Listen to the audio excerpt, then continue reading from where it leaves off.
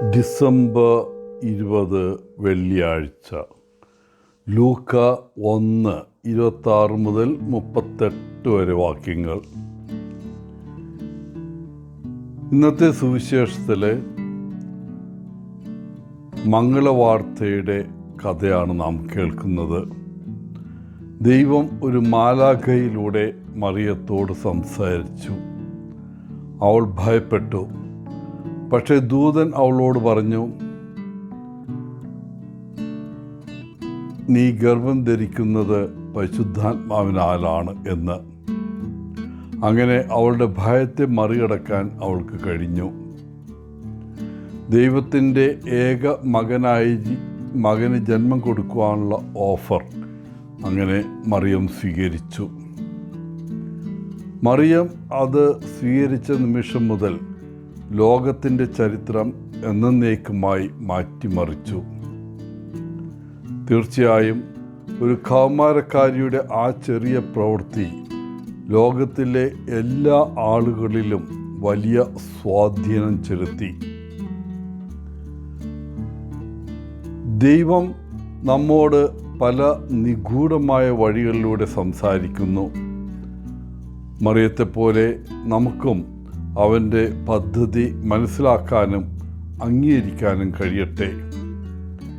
മറിയത്തെപ്പോലെ ദൈവത്തിൻ്റെ പദ്ധതിയുടെ ഒരു ഉപകരണമാകാൻ നമുക്ക് നമ്മെ തന്നെ അനുവദിക്കാം. ദൈവത്തോട് അതെ എന്ന് പറയുന്നത് നമ്മുടെ ഏറ്റവും വലിയ തീരുമാനവും അവൻ്റെ രാജ്യം സാക്ഷാത്കരിക്കാനുള്ള നമ്മുടെ ലളിതമായ സംഭാവനയുമാണ്.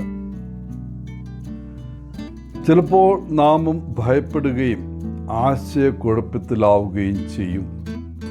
പക്ഷേ നമുക്ക് ദൈവത്തിൽ പൂർണ്ണ വിശ്വാസമർപ്പിക്കാം. പരിശുദ്ധാത്മാവ് നമ്മെ നയിക്കുകയും ശക്തിപ്പെടുത്തുകയും ചെയ്യും. അവൻ്റെ ശക്തി നമ്മുടെ ഭയത്തെ കീഴടക്കും.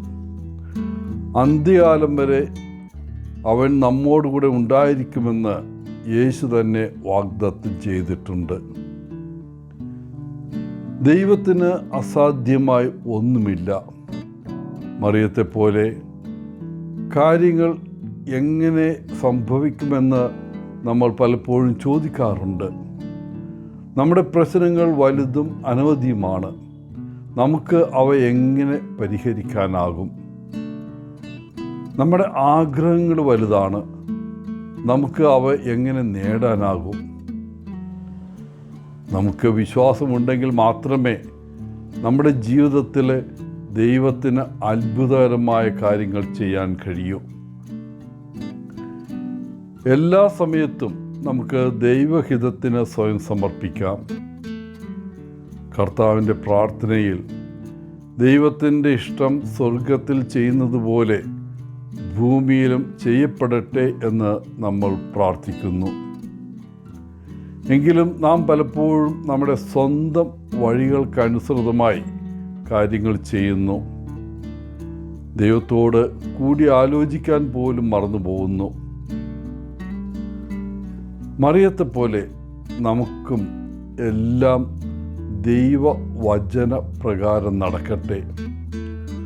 പ്രാർത്ഥനകളിലൂടെയും വേദപാരായണത്തിലൂടെയും നമ്മുടെ സമൂഹത്തിലെ മൂപ്പന്മാരെ പോലുള്ള അവൻ്റെ ദൂതന്മാരോട് കൂടി ആലോചിച്ചും നമുക്ക് എപ്പോഴും ദൈവത്തിൻ്റെ ഇഷ്ടം തേടാം. നാം ആദ്യം ദൈവരാജ്യവും അവൻ്റെ നീതിയും അന്വേഷിക്കുമ്പോൾ നമുക്കാവശ്യമായ എല്ലാ കാര്യങ്ങളും നമുക്ക് നൽകപ്പെടുമെന്ന് നമുക്ക് ഉറപ്പുണ്ട്.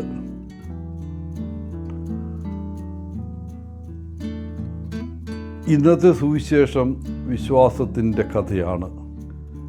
മറിയത്തിനും ജോസഫിനും എല്ലാം മനസ്സിലായില്ല.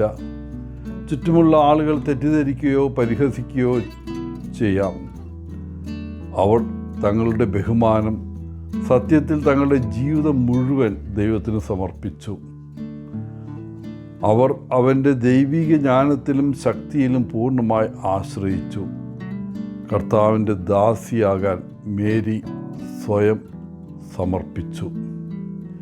പ്രിയപ്പെട്ടവരെ, മറിയത്തെയും ജോസഫിനെയും പോലെ നമുക്ക് ദൈവീക ശക്തിയിൽ പൂർണ്ണ വിശ്വാസം അർപ്പിക്കാം. ദൈവമാണ് എല്ലാത്തിൻ്റെയും നിയന്ത്രണം. അവൻ്റെ രാജ്യത്തിന് അവസാനമില്ലെന്ന് സുവിശേഷ വായന ഉറപ്പ് നൽകുന്നു.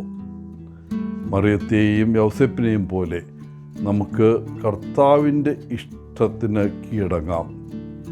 അത് നമുക്ക് വിജയം കൈവരിക്കും. എല്ലാവർക്കും നല്ലൊരു ദിനം ആശംസിച്ചുകൊണ്ട് ഒത്തിരി സ്നേഹത്തോടെ പോളച്ചൻ, CSSR from Kerala.